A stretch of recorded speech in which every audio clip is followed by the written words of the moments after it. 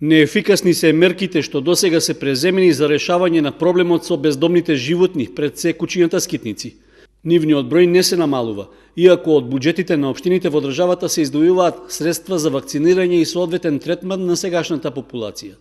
По улиците на Кочани и понатаму се забележуваат глутници, што често се агресивни и ги напаѓаат минувачите, пред се постари граѓани и деца.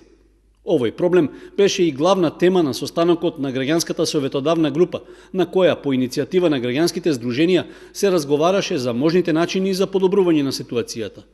На средбата присуствуваа и представници од Министерството за внатрешни работи, како и од Сдруженијето за заштита на животните Втора шанса од Кочани. Како што можете да забележите на терен, ситуацијата е страшна, стварно.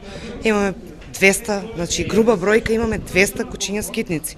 Значи тоа ни е потврдено со материјален доказ, имаме слики од сите скитници што се на терен, значи имаме напади, што стварно е непотребно, значи со едно изградување на стационар го решаваме целиот проблем.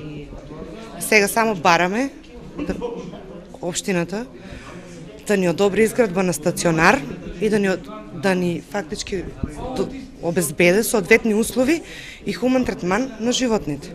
На состанокот беше речено дека граѓанските здруженија се подготвени за соработка со надлежните служби на општинско и на повисоко ниво, за конечно да се реши проблемот со бездомните кучиња.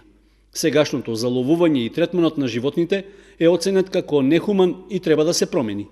Многу помалку кошта изградбата на стационарот и третирањето на бездомните животни, поточно, во конкретниот случај кучињата, овде да се третираат во изграден стационар, отколку да се плаќа секој месец на служби кои се од други градови, затоа што тука имаме веќе превоз, имаме дополнителни трошкови. И пред се прашање е дали службите што ги заловуваат животните ги извршуваат сите услуги за кои се платени. Пред се сведоци сме дека кучињата кои се заловуваат на реонот на општина Кочани не се враќаат на реонот на општина Кочани. Значи добиваме кучиња кои се нови, значи тие се дезориентирани и е нормално дека ќе напаѓаат. Еден од предлозите е сопствениците на домашни миленици, посебно на кучињата, да ги врзуваат, односно поради негрижа, да не ги оставаат слободно да шетаат по улиците.